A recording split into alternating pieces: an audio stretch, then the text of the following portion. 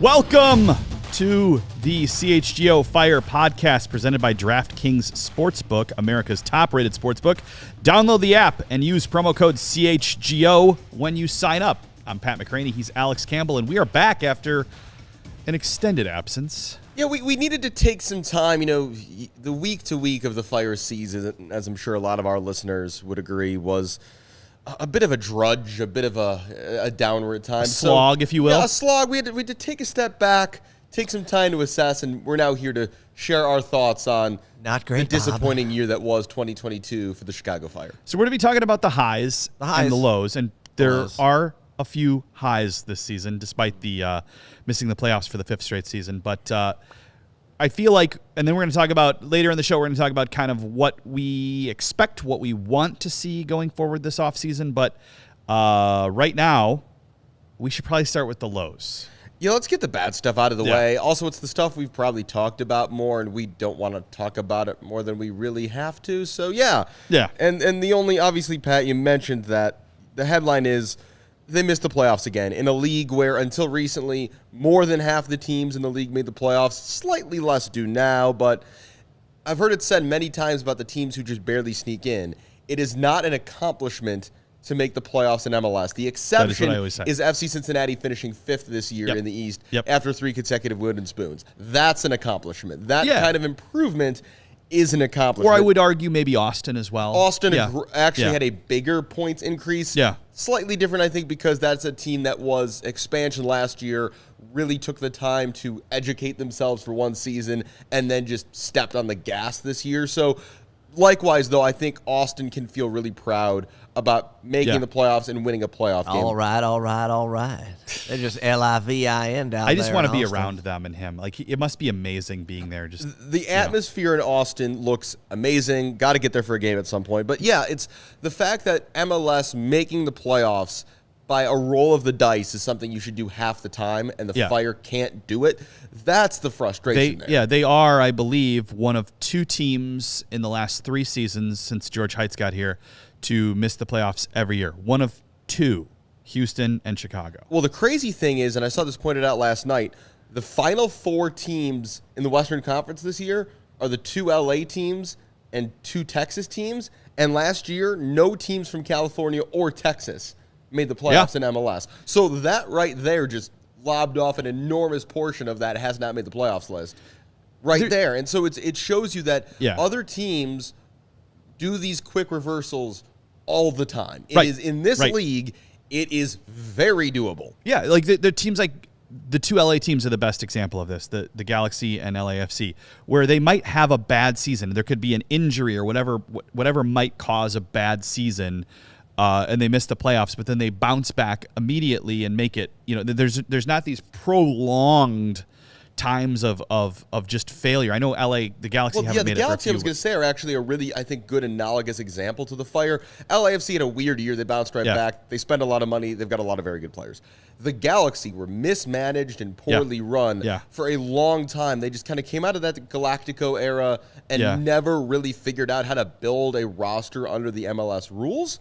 And then Greg Vanney comes back, former LA Galaxy player, former very successful manager in Toronto. He comes in and things immediately get better. So, again, it doesn't matter if you've been in a malaise for several years. It can be done. Yeah, and you can't also, and we've seen this time after time in this league, you can't also just spend your way out of it in MLS. It's not quite that simple. Soccer, unlike a lot of other sports, is as much about who the worst players on the field are as who the best players on the field are. It's not basketball where one guy, 2 guys can do it for you. If you have a terrible defender or a terrible midfielder, it's a black hole on the field. You're playing a man down, and these are the things that the Fire seem to get wrong, where they spend high at the top end. Even in the HOPENY era, when they were cheap off the field everywhere, their payroll was still very high, in large part because of Bastian Schweinsteiger, but their payroll was still very high.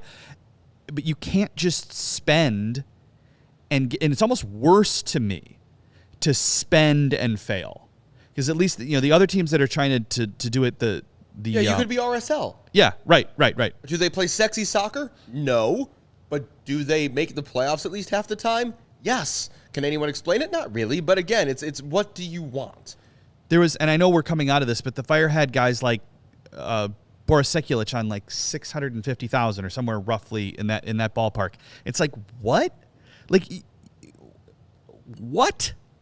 And you know, some of the guys who were the biggest contributors were the homegrowns making 80 or 90 or 100 grand a year. It's MLS is a weird league. It's hard to build an efficient roster. That's why there's only a couple people who've really gotten good at it. But I mean, if you want to think of like not really like for like example about how just because you have a couple great talents, you know, look at the plight of the Norwegian men's national soccer team.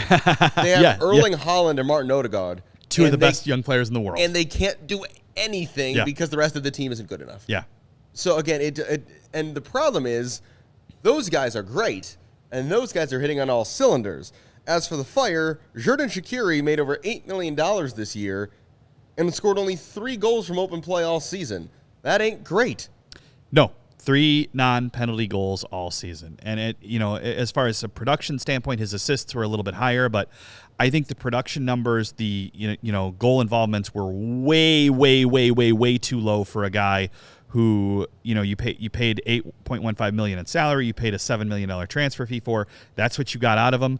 And then also we talked about this, but you know, asking to come out in the 88th minute of a game that's tied 2-2 is just that one hurt the not most. It. Like, because the ones, again, I didn't enjoy when he was asking to come out in the 60-something or the 70-something, but like that makes some sense. Coming out that late in a game that important with your season in the balance, I mean, that was his entire year in a nutshell right there. And I was at the game as a fan in Bridgeview, the last game of the season, and to watch him, he doesn't like something that happens. He could not be walking back slower to join, like the ball's going the other way in transition. He's still arms up in the air, bitching at his teammates, walking back as slow as he can. I'm like, for a guy who put up as garbage of numbers as he did for what he's been being paid, he has no right to trash any of his way more productive teammates.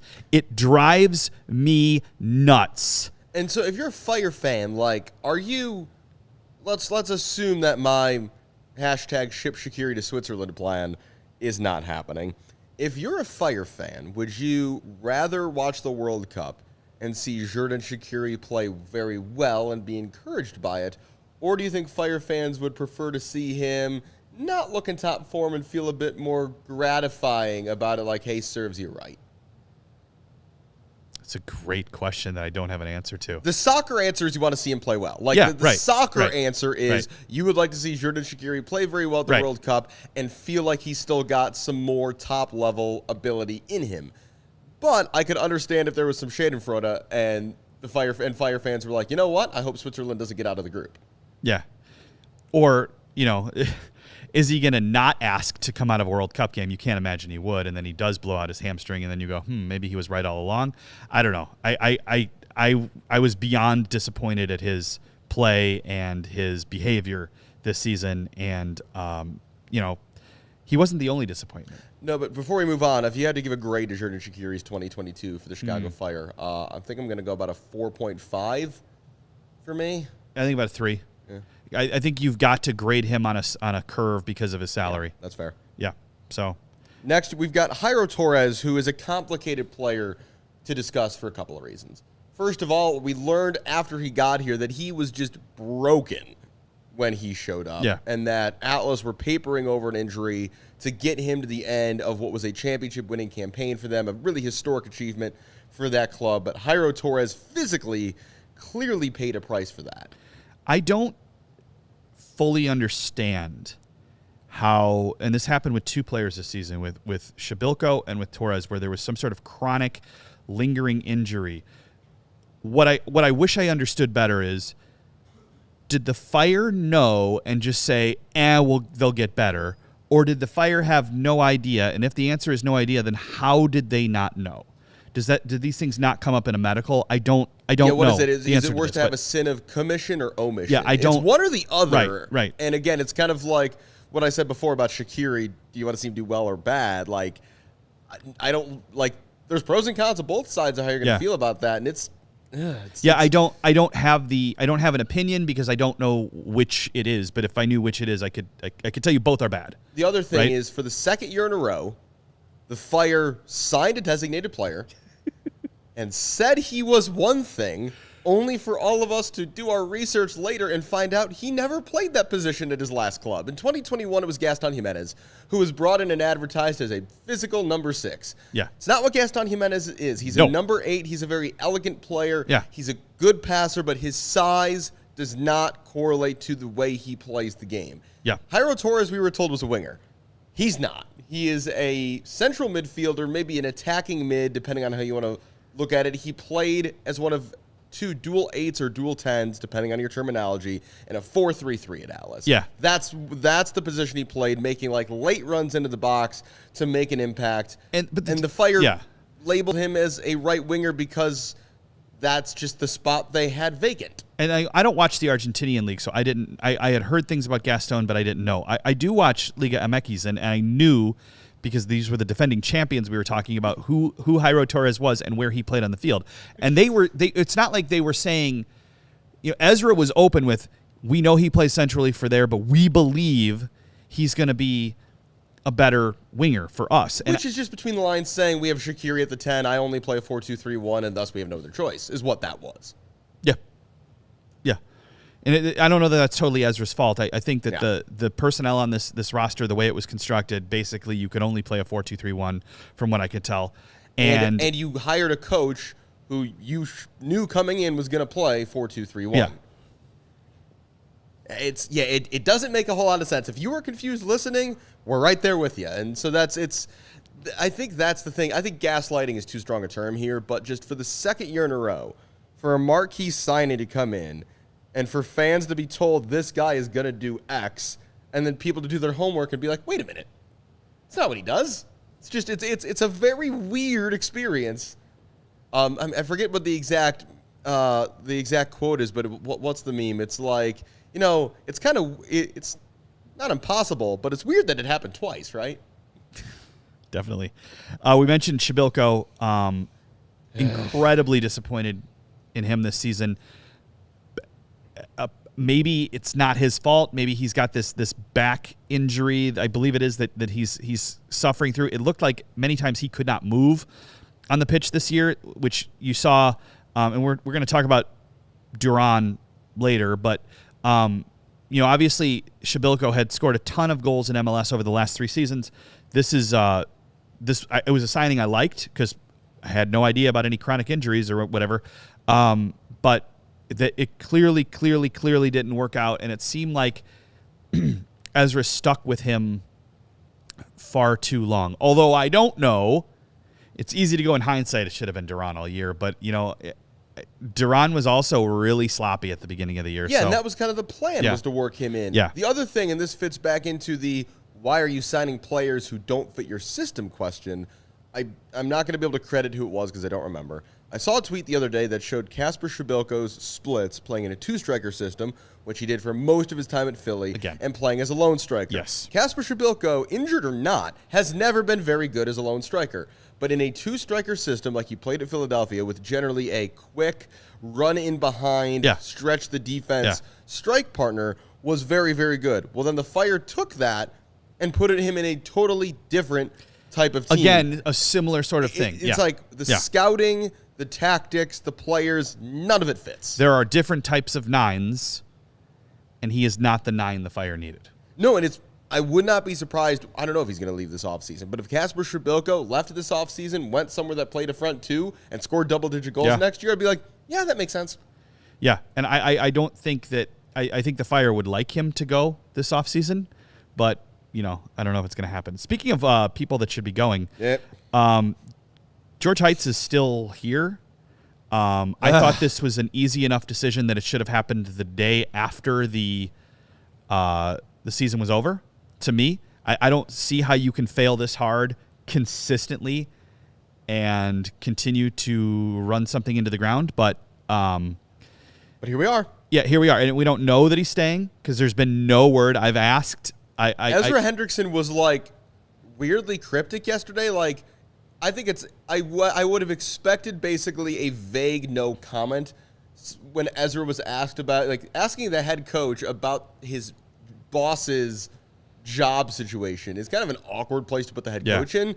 The fact that Ezra said anything at all in response was like, well, this is weird, because if you really just didn't want to talk about this, you would say, it's not my place to speculate, next question. And he gave a slightly longer answer than that. So it's confusing. The whole thing's weird. I would expect that this is based on nothing, just common sense. If he's going to go somewhere, if they're going to, get rid of him, it's going to happen this week, because you can't wait any longer on this. You just can't. I would have expected it would have happened last week, but a statement that applies to both of Chicago's soccer teams at the moment. MLS can be funny with exactly. MLS can be funny with putting teams on hold for making announcements. Sometimes the league controls when teams can make announcements on things, and they don't like those things to happen during playoff games or on playoff days. It's why no matter what happens every year, the day after MLS Cup is the largest MLS news dump of all time. Yes. Because there's weeks worth of news from around the league that's been embargoed by the league office.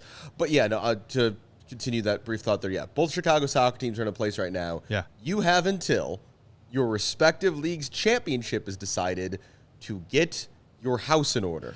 Otherwise, you're going to be left holding a bag of various shape, depending on the situation between the two teams, and be worse off for it. So in the Fire's case, if Heights is staying or if he's going, you need to affirm that soon and then start taking care of your off-season business. To me, I can tell you this, I talk to a lot of people in and around the Fire organization.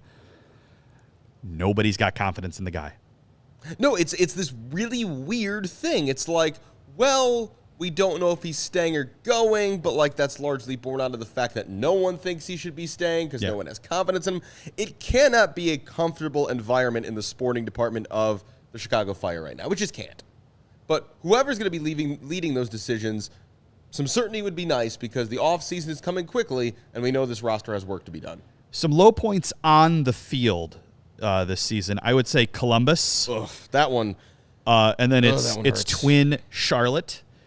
Not the fun Charlotte 3-2. No, that one. The other Charlotte 3-2, where they were up twice this season, up 2-0 at halftime, and blew the lead and lost 3-2. The Columbus one is particularly annoying because the Columbus Crew were the worst team in MLS this year at giving away points for winning positions.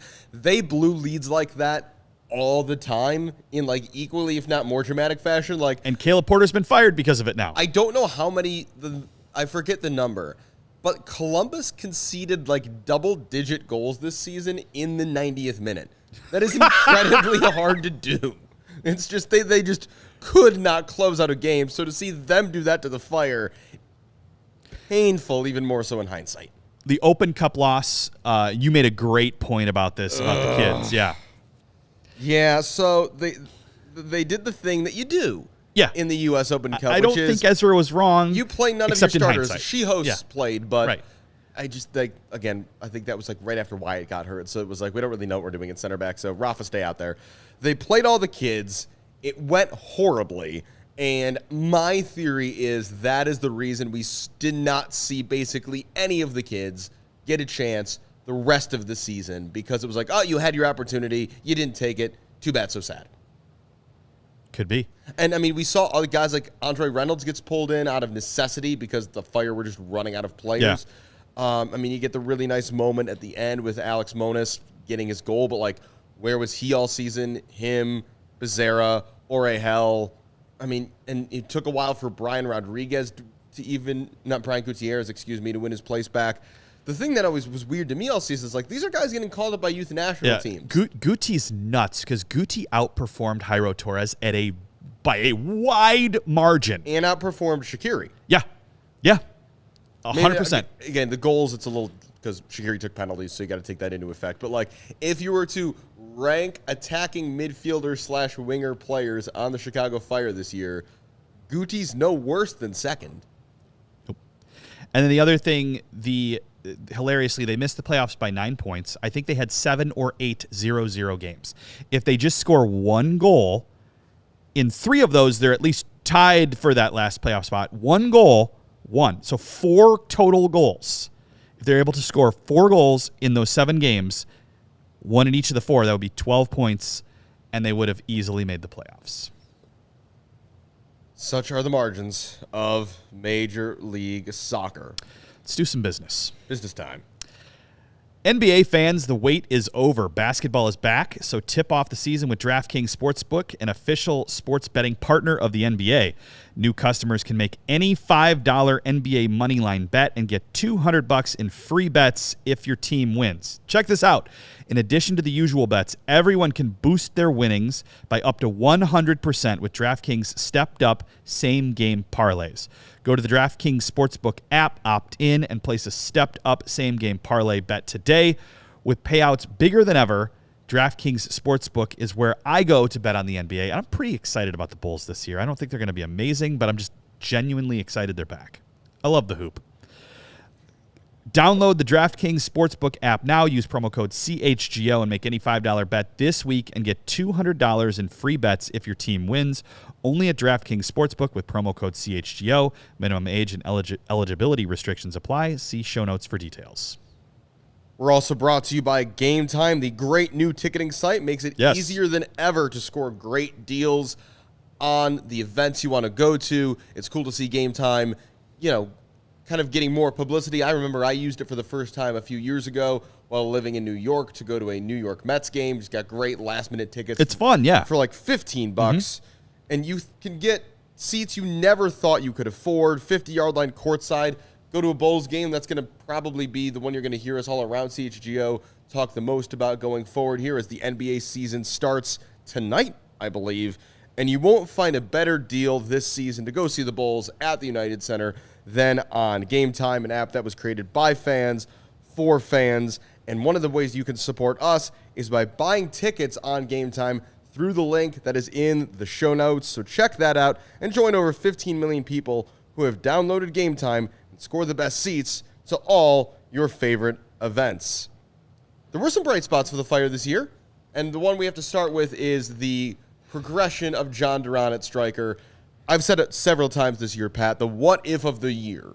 And again, it's really wishful thinking because the Fire managed Duran's minutes the way they intended to. They stuck to the plan. But what if you had had the attacking group that was the go-to at the end of the season be the group for the whole season? Do the Fire make the playoffs? We're never going to know. Again, it's really revisionist to say, oh, you could just throw an 18-year-old Colombian into the lineup out of nowhere and it's going to be fine. Because Jhon Duran at the beginning of the year did not look like he was going to be the guy he was at the end of the year. I can remember him in the first preseason game on a break, one player to beat, the ball's on his right foot. He has not much of a right foot. And he switches it back to his left into the defender, which is something I would get on one of my U9 players for doing, rather than just shooting with the right. And I'm like, I don't know if this kid's got it. Like, I don't know if it's there. But then I would see, even in training or at different moments, I'd see the pace. I'd see the left foot, which is sick. And you'd go, okay, I can see what they're seeing here. It's just a matter of getting him dialed in.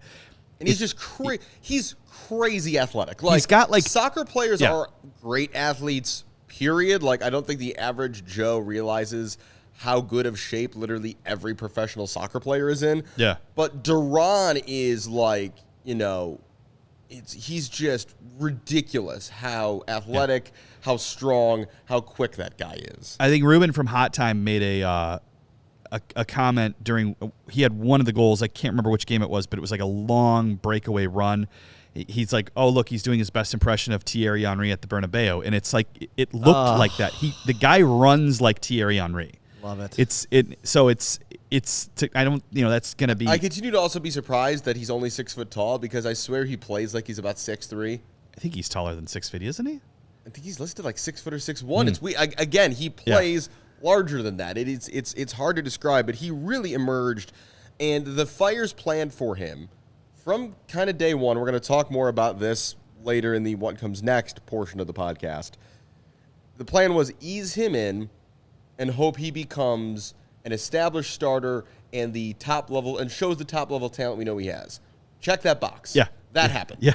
Part 2 was have him be the starter up top and the go-to guy for a full season, and then you assume after that you're selling him on. We have to wait and see if part 2 is going to happen, because maybe part 1 went too well. And they might have gotten over their skis a bit here. If I'm a European club, I'm swooping in now. Well, the other thing that's relevant, particularly for one particular nation, England, is that Jhon Duran has Colombia caps now. Yeah. And in the post-Brexit world, the calculus of getting a work permit in the UK has become harder for everybody, including professional footballers. And one of the ways you can make that easier is it's like a point system, basically. Yes. You have to have enough points to qualify for a work permit. One of the ways you get points is by playing international games. So Jhon Duran, with Colombia not going to the World Cup, you could have asked, what was the point of Colombia bringing in Jhon Duran and playing him for 3 minutes twice? The point was because it could make his work visa claim stronger if he were to move. At least I think that was part of what was going on there. Certainly, they will also want to get a young, promising guy in camp. Right. But I was surprised he got those call-ups. And so, these international teams from the Western Hemisphere that consistently export to Europe, they know what they're doing. And so I wouldn't be surprised if that was part of the calculus here to potentially open up the market a bit for a Duran move if it happens. Peter's asking about identity, which is something I've talked about before with this club. And if you look at, I noticed earlier in the season that the Chicago Fire 2 played differently than the first team. If you look at the academy teams, and I don't know if this is still true, but the identity varies by the coach. They play differently year to year, which is a very, very strange thing to me. But I think the reason that is because the Fire have not had a head coach long enough at any point or had any success with any of them where we go, it's not like Sporting Kansas City where we go, this is how we play. For better or worse, this is the way we're doing it. So there's that starts at the top, and no one's been around long enough to actually implement that, and no one's had success. No one's had success since Pano in 2017, and that wasn't sustained. So I think that's why and I think you're right. They absolutely should have some sort of identity. They should have some sort of system of play throughout, the first team on down, and they don't. And I think the reason they don't is because no one's around long enough to actually put it in. And that even applies to players, because again, you've got this great spark in a guy like Jhon Duran, and having this season. But if he were to not be here next year, it's like, okay, you're starting from scratch at that position again. Maybe you try to fill a DP spot there, but yeah, it's just consistency in general has not been a theme. That would also help you not, sign guys who are really good in a 4-4-2 diamond with a second striker. But anyway, we're in the bright spot portion of the podcast. Exactly. Speaking of things the academy has done really well, Brian Gutierrez has shown great progress this year. He took some time to get into the U.S. Youth National setup and get in with the U19s and the U20s, but he is certainly making a name for himself there. I believe there's a U20 World Cup in the spring, right? I get these mixed up. So I'm going to look at that up real quick. But, I mean, he's been – there were points where, in 21 he was pretty good, but he had that kind of lingering foot-ankle issue, I believe it was, that kind of held him out toward the end. U20 World Cup is next May into June. Thank you, Google. Brian Gutierrez is currently trying to work his way into that team. That's what he's currently trying to do. I would hope they'd release him for that too, for an actual World Cup. I think you'd let him go for a World Cup. Yes. He's been, I thought, phenomenal this year. There were stretches where he wasn't starting when Jairo was, and I'm like, at this point, how many more chances are you going to give Jairo to play this position? Well, we did say at the time, initially, we said you got to give Jairo a chance. You got to, for sure. Yeah, and we think we would agree that lasted a couple more games than it should have. Probably, especially in hindsight because Guti looked so good. But I don't think Guti played as a winger coming up either. Like the fact that he's had the versatility he's to play there. Like this is the whole problem with the Fire right now is they're wedded to this system and they're wedded to Xherdan Shaqiri, which then means you have to plan around that because Shaqiri, with his lack of running, can't really play anywhere else. So, maybe you could play him on the right wing of a 4-3-3 and ask your striker, whoever they were, to really drop back and help out defensively. Yeah. But that creates a domino effect of other issues when you get possession back. So the combination of the system and Shaqiri are hamstringing the team in certain ways. But Guti kind of rose above that and said, you know what, I'm going to take my chance. I'm going to make it work. And he's looked really promising. The no-look back heel flick assist to Duran being the highlight of the season. That was really fun. Also, Gaga's sale to Chelsea. Gaga's play in general, he was very, very good this season. His sale to Chelsea is obviously a massive moment for the club and the academy, but as you point out, it's only good if they spend the money correctly. Yeah, a whole lot of Garber bucks, lot of Monopoly money coming the Fire's way for Gaga Slonina, who is gone. He in the last game of the season took a picture of his empty locker and put it on social media, and I think that was about all we needed to see to know that he is not sticking around. And then as we're talking about how they need to bring in a goalkeeper, yesterday, I don't think it's completely out of the question that he would come back next year on loan, but obviously that's Chelsea's decision, and it doesn't look like that's what's going to happen right now. For what it's worth, Chelsea's goalkeeper situation continues to be strange. Kepa Arrizabalaga is looking like the £70 million goalkeeper Chelsea paid for a couple years ago and is playing quite well right now after replacing Edouard Mendy, who had just a really lousy run of form, honestly, and has found himself on the bench. So come next summer, Chelsea are going to have some decisions to make about what they're doing at the goalkeeping position. You never know. The number 2 slot behind maybe Kepa, if Mendy moves on, could be available. We could also see Gaga go on loan. I still maintain that the thing I want to see him do is play for the PL2 under-23 side and just get used to living in London. Again, it's the first time he will be living not at home, and he's going to be doing so in a foreign country. Yeah, it's asking a lot for a 19-year-old to be the number 2. A lot has been asked of him this year already. I mean, it's been a big year for him with making big life decisions. But, yeah, that is huge. So I hope everybody has really good sense about that situation and that the next 6 months for Gaga are basically zero pressure whatsoever from a soccer perspective. Maybe give him the Carabao Cup. Maybe. Yeah, maybe. Maybe put him on the bench for a Carabao Cup game. Sure. Like, let's not get too ahead of ourselves. Although, are you guys going to be in the Europa League next year? Because maybe you could throw him in a group stage game. Remains to be seen. Again, that's where it could get interesting if the number 2 job is open. Now, Chelsea currently sitting 4th. It's only 10 games. I know. I can't help it. I just, Arsenal and Chelsea can both make the Champions League. If the season ended today, they both would be in there. So, it can happen. Yeah.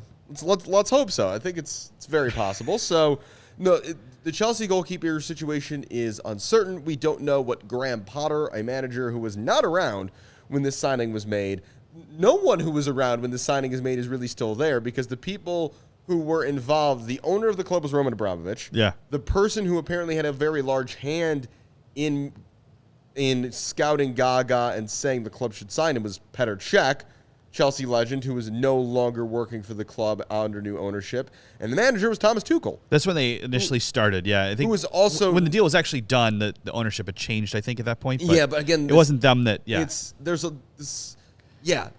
This was not, Graham Potter in particular was not around. No, definitely not. For any of this. So it remains to be seen exactly what Gaga's place at Chelsea is going to be.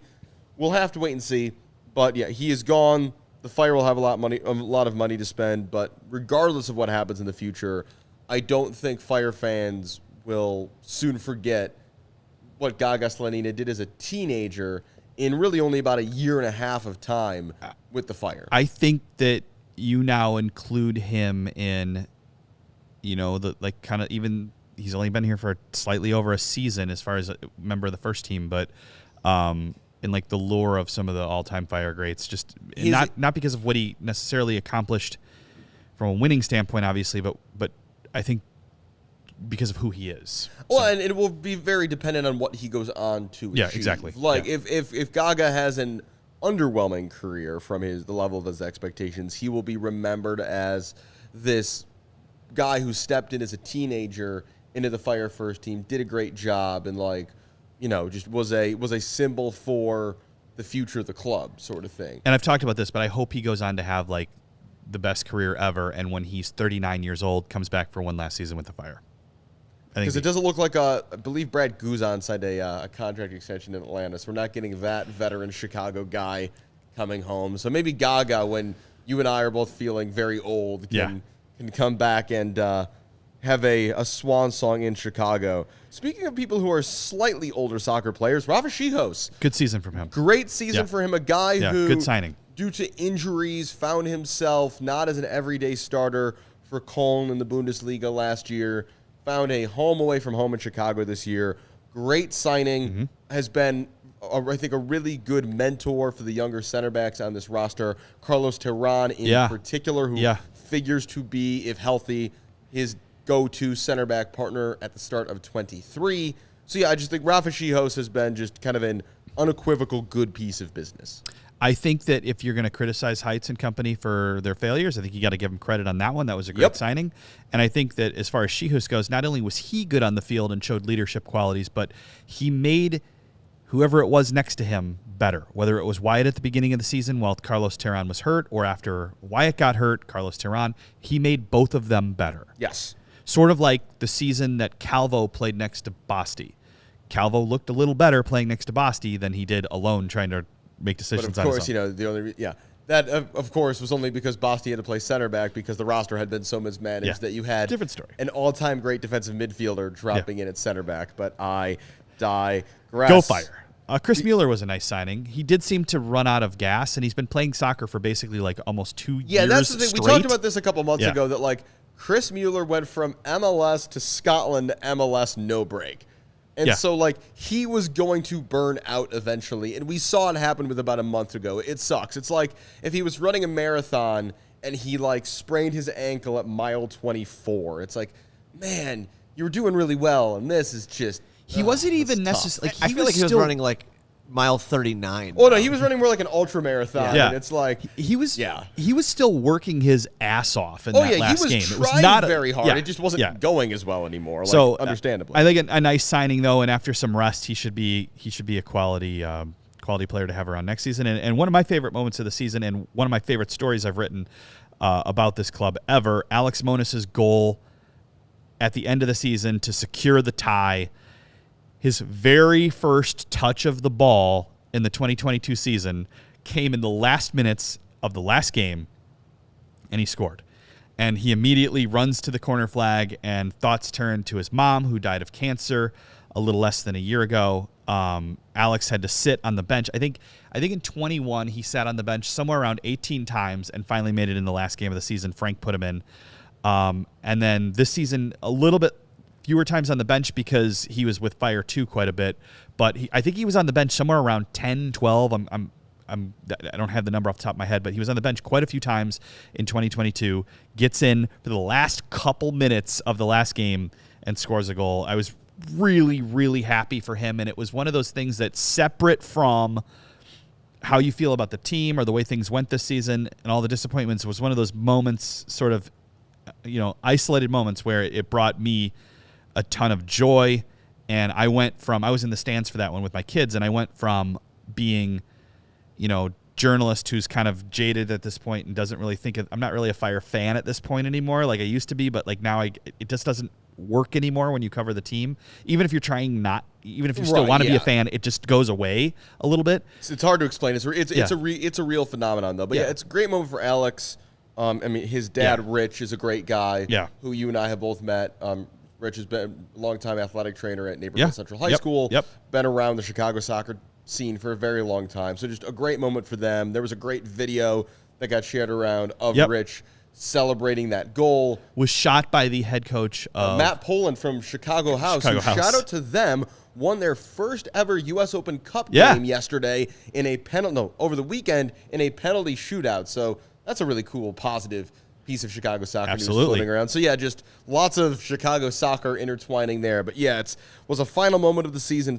It's just a great heartwarming thing.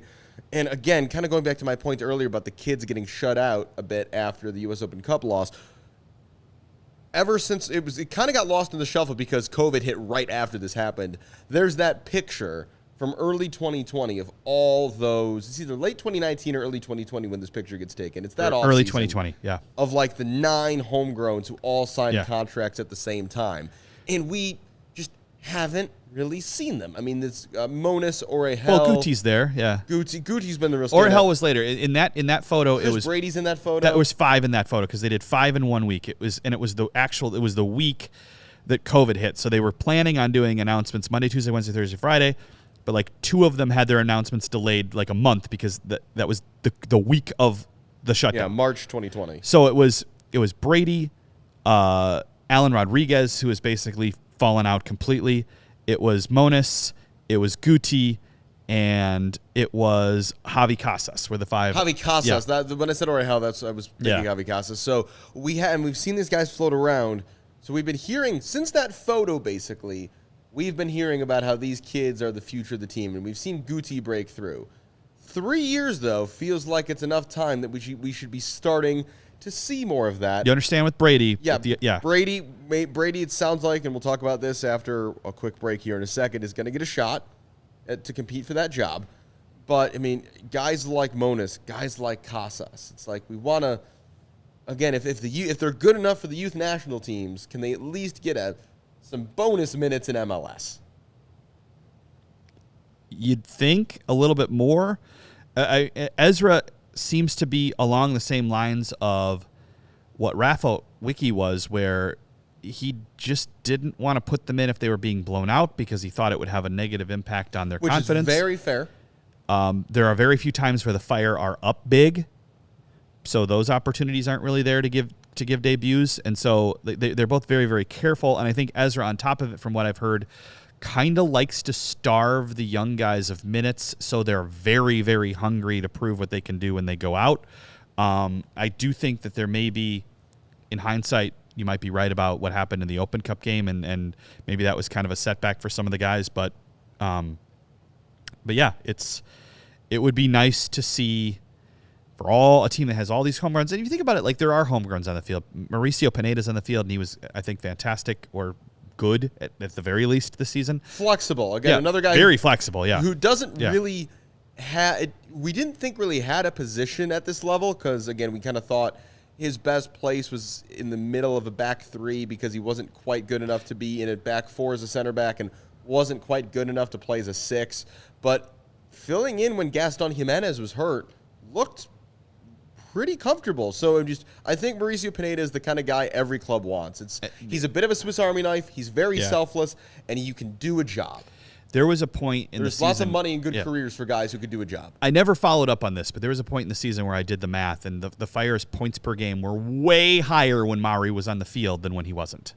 Like, if he happened to be filling in for somebody, they were a lot better off than when he wasn't. So. Also, because his name came up, your periodic Rafael Vicky update, his young boys, BSC young boys, are top of the table. They still are. In the Swiss Super League, they are 5 points clear of second place.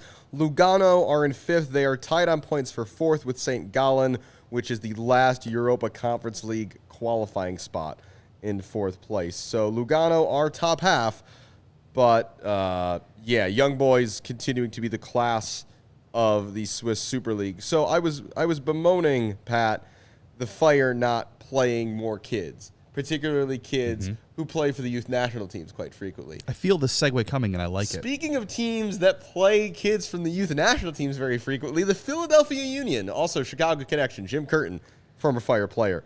The Philadelphia Union later this week will take on FC Cincinnati. Yes, FC Cincinnati won a playoff game. Yes, they did. And so they will take on FC Cincinnati. They're almost like FC Cincinnati at this point is almost like Philadelphia Union Junior in that, like, they just took their coach and they literally took the assistant coach and the assistant GM, gave them promotions, and magically their team got better. Anyway, they'll play each other in an Eastern Conference semifinal later this week in Philly. Well, actually in Chester, Pennsylvania, of course. But we're looking a little further down the road, and with our new partners at DraftKings, we're looking at odds to win MLS Cup. Favorites were LAFC, but I didn't like the number on that. LAFC is down to plus 180. I'll be honest, I have a ticket from earlier in the season with them, and I think about plus 350, and I've been feeling pretty nervous about that, simply because the fancy player integration has not gone as smoothly as they would have liked. Now, maybe they were only looking at the playoffs. Maybe they're like, we don't need to win regular season games and look pretty with Gareth Bale and Giorgio Chiellini and Christian Teo. Like, we just need these guys to step up in a big moment in the playoffs. But again, it's still a little shaky. However, you can get on DraftKings right now the Philadelphia Union at plus 250 to win their first championship. And given the way that team is playing back to front, everything about that team looks really, really solid. Daniel Gazdag, I think he's Hungarian. They're number 10, set a club goals record there. Mikel Ura has come in for Kasper Przybylko, and you wouldn't even notice Kasper was gone. Their back line with Glesnes and Elliott at center back. Kai Wagner, who is linked to Leeds United, among other places in Europe, has been phenomenal at left back this year. That's just a really, really good team. Also, Ale Bedoya still hanging around that team somehow. But yeah, Philadelphia at plus 250 to win MLS Cup feels like really good value right now. So that's our DraftKings pick of the week. I like it. I do think they're going to win it. So that means they're going to lose this week to FC Cincinnati. And the U.S. soccer Twitter will be thrown into more consternation when the Philadelphia Union are knocked out by Brandon Vasquez. That's kind of what I want to. Now that you say that, I mean, we've already got Brandon Vasquez making Aaron Long look very stupid over the weekend. So like, we already got that moment. So I feel like that box has been checked. No, I kind of feel like this is the way I want to see things unfold now. I want to see Vasquez fires Cincy to a championship. A Vasquez hat trick in MLS Cup, like that's it, and just. Yes, that is what I want to see. I love this. Oh boy, what am yes. I? So now you're Greg? Now you're hedging against the bet we just told people to make. So it's excellent marketing right there. First week with DraftKings going swimmingly. Okay. P-fucking Vasquez, Greg. P-fucking Vasquez. I mean, I'm with you there. Also, Jesus Ferreira for Dallas last night. Woof. Anyway, that guy just keeps missing big chances. So now what? MLS playoffs are underway. The offseason is coming soon. Only a few weeks away. So Ezra Hendrickson, as we've alluded to several times, spoke to media yesterday, and he said their scouting focus for this offseason with looking for signings is striker, right back, and goalkeeper. The goalkeeper one we've alluded to kind of makes sense. You hope Chris Brady can just be Gaga and be that good and just be another 18-year-old phenom that they could sell for a boatload of money in a couple of years. That'd be great. That's what we want to see, but insurance policies are smart. And Spencer Ritchie is a guy who's kind of a career backup at this point and a guy you feel really comfortable in that role. But I imagine the Fire are looking for one of two things. Either you're looking for a veteran who can come in and be a really stabilizing influence. A Bobby Shuttleworth type. Yeah, a guy who you would feel comfortable starting a lot of games if Brady hits a rough patch of form or anything goes wrong there, whatever. Or you're just brimming with confidence and you're looking for someone who you do not anticipate moving on anytime soon, who's not super young, but on the younger end for a goalkeeper, so under 30 probably. Yeah. If you think it's very possible that Chris Brady is also not long for this team. So that, I think, will be interesting to watch. I don't know if you have any more thoughts there on the goalkeeper front. I want, whatever happens, I want Chris Brady to be the week one starter. I really do. I don't want them to sign somebody who's big enough and experienced enough that the expectation would be that that person starts over Brady. Correct. Unless they really feel like he's not ready. He's not ready. And again, he's 18. Gaga is abnormal. Gaga's weird that he is. Yeah. I thought Brady looked good against New England. Yeah, but the fact that Gaga had a couple of rough games this year, but like the fact that Gaga's this good at 18 doesn't happen for goalkeepers. It's really weird. Not normal. So if Chris Brady does the same thing, it's going to be really bizarre. And then the Fire can also probably just jack up the price for any future goalkeeper they ever sell if they manage to pull this off twice. So yeah, that will be interesting to watch. We should also point out that from Cincy, Roman Celentano's young too, and from Naperville. Like, what was going on in this area for those 4 or 5 years to produce this? Damian Laws was from here. Like the number of goalkeeping. Yeah, Damian Laws still at Fulham? He was coming back. I think he did come back. There was always rumors he was coming back. I think he did come back to MLS. Google could tell us. Yeah, we're going to work on that here. But yeah, right back is the next one, which I think we might see a bit of a clear out at that position. Boris Sekulic is one of 4 guys who's up in the air. I think the 4 guys who are up in the air for next year are Johnny B, Wyatt. I would love to see both back. Although I don't know that Johnny B makes sense. This is a sentimental thing because I like the guy. Wyatt, I think you bring back. Boki is the third. He's not going to – I can't imagine at that salary Boris Sekulic is coming back. Damian Lass is the backup in Austin. That's right. He did go to Austin. I think the Fire got some kind of Garber bucks out of that deal. Yeah, almost certainly. And then I remember writing that in a notebook now. And then Andre, I don't believe has a contract for next year yet. So those are the question marks. Of those four, I'd be stunned if Boris Sekulic came back, and I don't think he was bad. Value for money. Value for money. I didn't notice him a lot, which is both a good thing and a bad thing. Yeah, it spoke well of him defensively. Yeah. I don't think he was quite the right back Ezra Hendrickson wants in his system who can contribute in the attack. Yeah. I think that was probably the biggest thing that was lacking there. And then, of course, the big question mark is at striker. And it seems like with the open DP spot, that's the most likely place the Fire are going to go. But I feel like that also kind of hinges on if Jhon Duran stays or not. Because if Duran stays, do you sign a DP striker? I think they probably do, because I think what Ezra said yesterday was what you want to have is some consistency and production no matter who's starting. My sense is that the Gaston Jimenez restructuring was done because they have a particular DP in mind. Yeah, that they wanted to sign someone and they couldn't do the math. This is speculation here, but I think we're going to find out about that DP sooner rather than later. I think it's going to be a 9. That's all the clues and hints, the breadcrumbs that they're leaving seem to be indicating that. I hope it's not somebody our friend Alex Calabrese suggested. Yeah, it is amazing. It is amazing how soccer Twitter works. It is a beautiful thing, and also just the Mexican soccer press combined with that is our friend Alex Jr. just throws out, hey, Raul Jimenez from Wolves. What do people think about that? And the next thing you know, it is freaking everywhere. It's like, wait, no. Some 18-year-old currently living in Syracuse, New York just made that up. Like, that's not a real thing. He didn't have any sourcing on that. He's got a pretty massive online following. So right, so it's like... Yeah, but he just made it up. It's like... It wasn't even like he was making up a rumor. Like, he was just saying, hey, this is a guy they should look to bring in. And the next thing you knew, it's like, wait, no. He was like, wait, I was joking. Like, I didn't actually mean that. So if it's the Fire side of Raul Jimenez, Alex needs to get the first question at that press conference and just direct it toward whoever, like, toward either Heights or Hendrickson to be like, is this my fault? Like, did I do this? I don't want that. I don't want Raul Jimenez. I mean, he's been a very good player. He has not been the same player since that very scary head injury. Yeah. He suffered. It doesn't mean he's not still a good player. He's probably still going to go to the World Cup with Mexico this winter, but that just feels like a very risky investment, and I don't know how I feel about that one.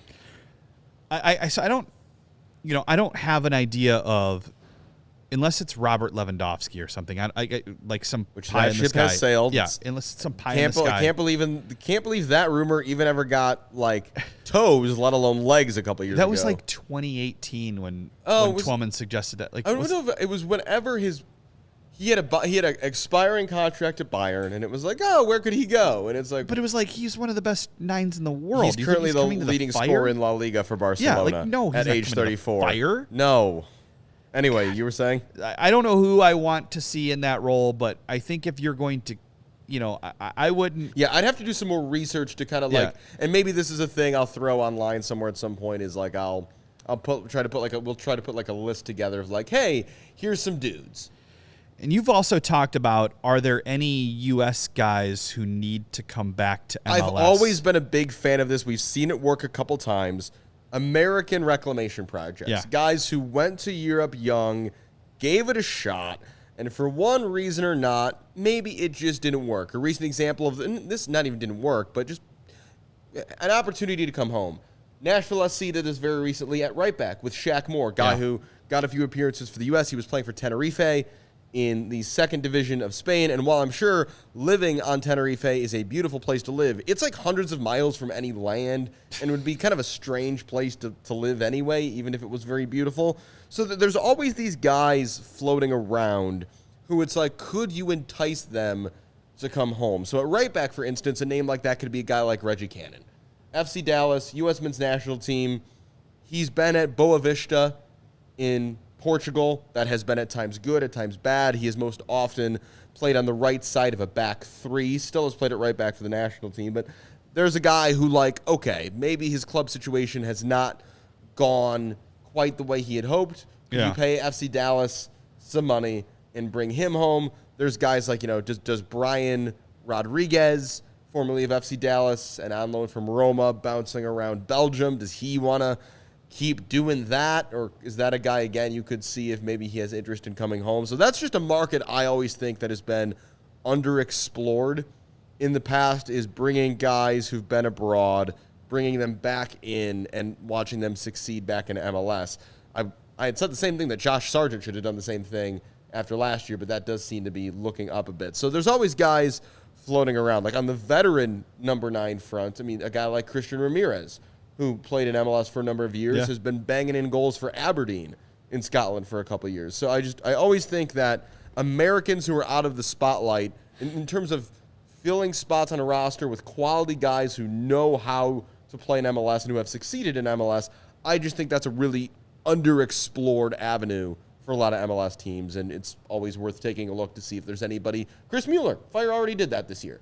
Chris Mueller was a guy who his European adventure was not going the way he wanted, and so he comes back to the U.S., proves to be a very good signing. So the Fire are aware of this avenue. Yeah. I'd be interested to maybe see some more of it. We'll see. Whatever happens, I think things are going to look different. If the Fire do announce a DP number 9 in the not-too-distant future, do you think that basically seals that Jhon Duran is leaving? Not 100%. Because he's not going to want to be a backup if he stays another year. But I think if I'm Jhon Duran and I know I'm the undisputed number 1, maybe I come back next season, or I'm more apt to come back, even though I think Jhon Duran's heart is in Europe, and I don't fault him for that at all. No. If I know that you've just signed somebody else after doing it last year who looks to need to eat into your playing time, I would push harder for the move. Yeah. And I mean, again, he was just in Colombia camps with guys like Radamel Falcao, who, yes, is still kicking around out there. Rafael Santos Borre, who went from River Plate a few years ago and is now in Europe. I believe he's at Eintracht Frankfurt, if I'm not mistaken. But again, so it makes sense that Duran wants to follow in the footsteps of these guys he's probably grown up idolizing. And so, it's going to be, I think, a complicated offseason. But, between now and MLS Cup is this period where you've got to get stuff in order. And maybe at that point we'll have a clearer picture of where the Fire's offseason is going. Hopefully. We can only hope. As far as hearing from us again here podcast-wise, we don't have a consistent schedule coming up because it is the off-season. There's not exactly Chicago Fire things. We're definitely not doing shows weekly during the off-season, but I think you'll hear from us from time to time as well. Yeah, it's also maybe going to depend on news. Like if something crazy happens in the Fire's off-season, like maybe we do a remote show, maybe we pop in to talk about news when there is news to talk about. Obviously, there's a World Cup coming, so maybe you'll hear us talking about that. That is 5 weeks away from today, I believe, is United States-Wales in Qatar. And, Lawrence and I are still pushing for the Arsenal-Chicago CHGO show. Yep. It's getting shot down left and right for some reason. I don't know why. Top of the table, 4 points clear. 4 points clear. No invincibles. Feeling pretty good about that Liverpool result? That's great. No invincibles for the season. By the way, Tyler Terrence just chiming in about your lack of a weekly podcast. Hi, Tyler. I miss you. Tyler would do an Arsenal podcast. You could kick me out, replace me with Tyler, and talk Arsenal. Tyler, what did you think of that Liverpool Arsenal result? I just wonder. We didn't get to talk that day for some reason, but I we're going to wait in the chat for Tyler. Wait quietly for Tyler to respond. A Tyler Arsenal update. Also, we didn't really get to this today. Hi, guys. You'll never walk alone. Yeah, a couple of really late housekeeping notes on the way out the door, and I can't believe we didn't devote more time to this, but we've said it elsewhere. Shout out to Tyler and to Tony Miola for the job they've done the last couple of years on the Fire local broadcasts. They will be missed, certainly as the every game broadcasters of this team, and I thought both of them handled that last day with a lot of grace in terms of the way that I think Tyler's words were the rug was pulled out from under them a bit. So we're still waiting for the dust to settle on what happens next. It doesn't seem like anybody across Major League Soccer, announcer-wise, knows what's happening there. There's a lot of things are still a lot up in the air. Yeah, but there's a lot of very good, talented people currently in limbo, and hopefully that all works out for the best. Yeah, I would say this about Tyler. I would be stunned if he doesn't land somewhere with a really good job, and I think by the 2026 World Cup, he's going to be one of the premier voices of American soccer. I think that feels like I don't say nice things about him very often. I think that feels like a very, very fair prediction. Also, Tyler says he's applying for Lawrence's job. So he's not kicking me out. He's going to kick Lawrence out. That's an interesting twist. Okay. Also, a shout-out while we're here to the season that the other Chicago soccer team had, the Chicago Red Stars. They have been through hell and back in more ways than one. That team making the playoffs and doing all they did under the circumstances. Here is to brighter days ahead in Bridgeview. And I think that's a good way to just kind of sum up the world of Chicago soccer right now. So, Pat, you got any other things before we head into the offseason officially? No, I think we've covered it. All right, well, hey, thanks for sticking with us all season. Again, you're going to hear from us less frequently, but we really do appreciate listening, watching, reading what Pat writes, all that stuff. So thank you so much for a first great season off the field here at CHGO Fire, if not on the field for the soccer team. We really appreciate it, and we'll see you soon.